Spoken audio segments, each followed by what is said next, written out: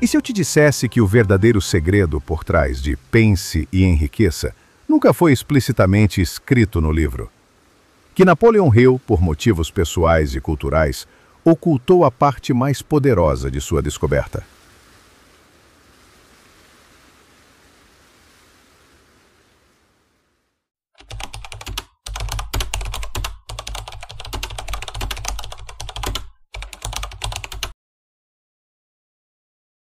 Imagine isso, você está lendo Pense e Enriqueça. Cada frase parece prometer acesso a um poder invisível, uma chave para transformar pensamentos em fortuna.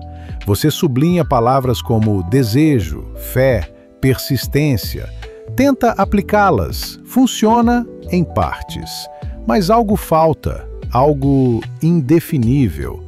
Você fecha o livro, fica olhando para a capa e então se pergunta: por que Hill foi tão vago? Ele entrevistou milionários, conselheiros presidenciais, titãs da indústria, mas nunca escreveu claramente qual era o segredo. Repetia que o leitor o encontraria escondido entre as linhas. Mas por quê? Por que esconder a parte mais importante? E se eu te dissesse que Napoleon Hill não revelou o segredo completo? Por que não podia? Não por ignorância, mas porque o verdadeiro núcleo do que descobriu ultrapassava o que seu tempo e sua audiência estavam preparados para aceitar. Porque envolvia algo mais perigoso, mais transformador do que dinheiro, influência ou técnica. Algo que coloca você cara a cara com a única coisa que ninguém quer encarar: o poder criador e destruidor da sua própria mente. E se o segredo não estiver em atrair riqueza, mas em morrer para o velho eu? Hill plantou o código, mas não escreveu a chave, porque a chave você teria que encontrar dentro de si. Então eu te pergunto, você realmente achou que bastaria visualizar cheques e repetir afirmações para mudar sua vida? Ou será que o verdadeiro segredo é algo que, se compreendido de verdade, mudaria não apenas sua conta bancária, mas sua própria existência? Talvez agora seja a hora de ver o que Hill apenas sussurrou e Nietzsche escancarou.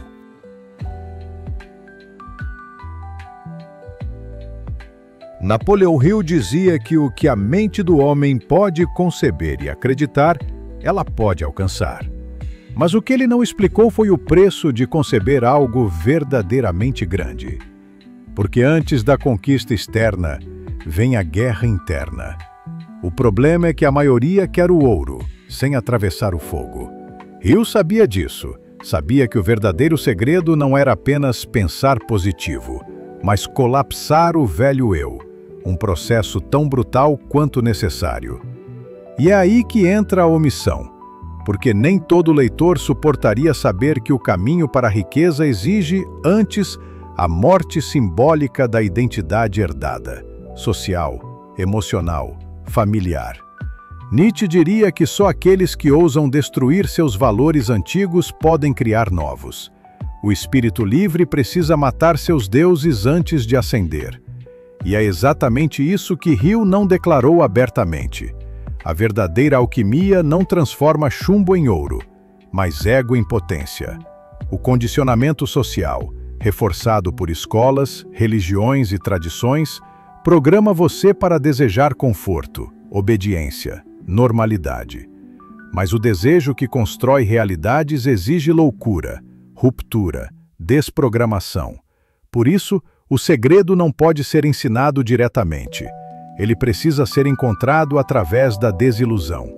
Você precisa perder as certezas que herdou, confrontar o medo nu de estar só consigo mesmo e ainda assim dizer: eu crio.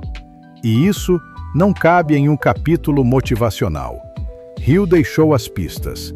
Nietzsche desenhou o abismo. Mas só quem atravessa esse espaço de aniquilação pessoal pode tocar o real. A pergunta não é o que você quer conquistar, é o que em você precisa morrer para que o novo possa nascer.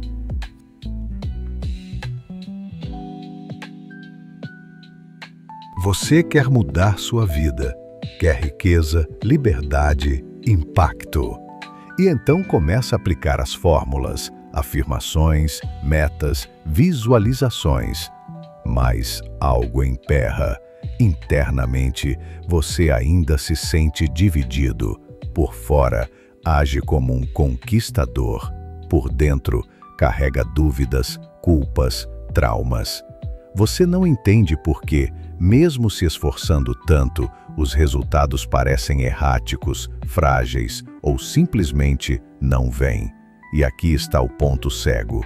Hill te deu a bússola, mas não te avisou que o campo magnético da sua mente está corrompido. Você quer abundância, mas tem medo de perder. Quer ser livre, mas carrega lealdades invisíveis à escassez da infância. Quer ser visto, mas teme ser julgado por ultrapassar seus pais, seus amigos, sua cultura. A consequência invisível é esta: você se sabota com perfeição cirúrgica, porque há partes em você que ainda estão enraizadas em versões antigas da realidade.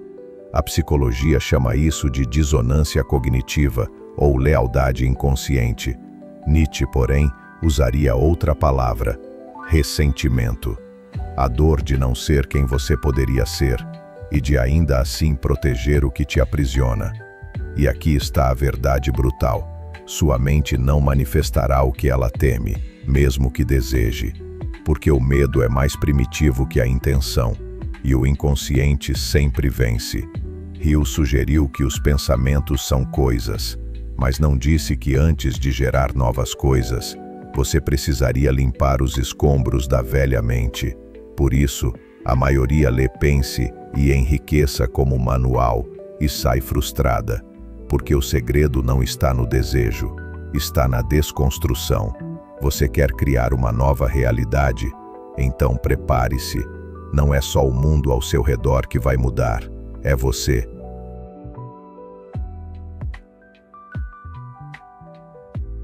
A virada começa quando você para de procurar fórmulas e começa a se reconstruir como um criador.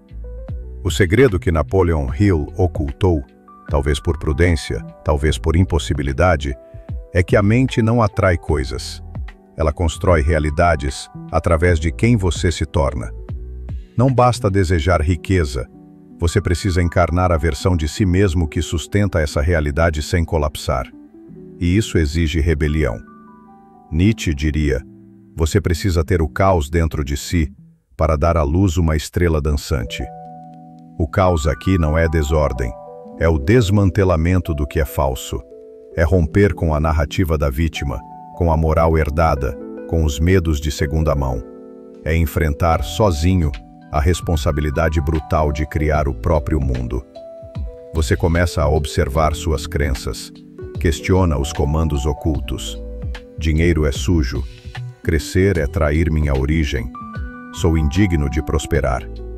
E então, com lucidez cruel, você os destrona, um a um. Não com raiva, mas com presença, com maturidade. A verdadeira rebelião é silenciosa. É acordar e não mais negociar com a mediocridade. É assumir sua singularidade como poder criador. É parar de pedir permissão, para desejar, para brilhar, para transformar.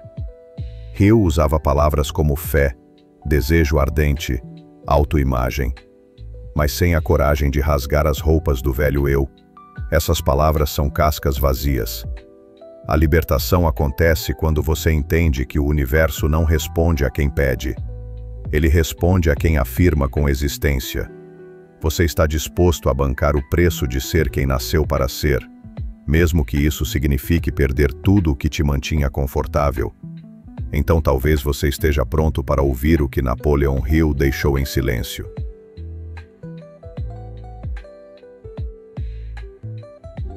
Napoleon Hill não escondeu o segredo por covardia. Escondeu porque sabia: a verdade não pode ser ensinada, só revelada a quem já está pronto para vê-la. E a verdade é esta: você não manifesta o que deseja, você manifesta o que é. Todos os desejos, metas, afirmações, são ruídos se sua identidade profunda contradiz o que você pede. A mente subconsciente Esse arquiteto invisível da realidade não se move por palavras, mas por convicções existenciais. Hill deixou pistas.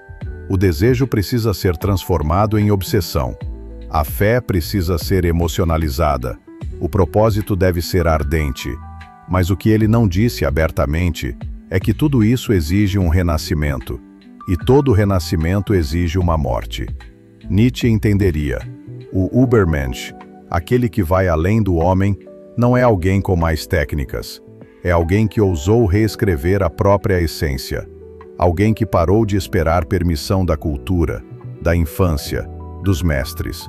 Que passou do quero ter para o eu sou.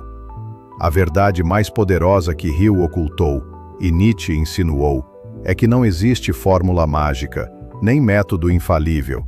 Existe apenas uma única alavanca real, a transformação radical do seu ser. E essa transformação começa quando você para de buscar resultados e começa a se tornar causa. Então, se você ainda se pergunta qual era o verdadeiro segredo do livro, olhe no espelho. O segredo sempre foi você, mas o você que ainda não ousou nascer.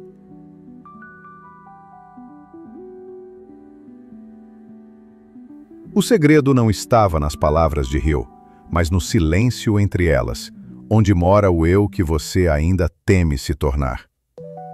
E agora eu te pergunto, qual parte de você precisaria morrer hoje para que a sua verdadeira grandeza finalmente possa nascer?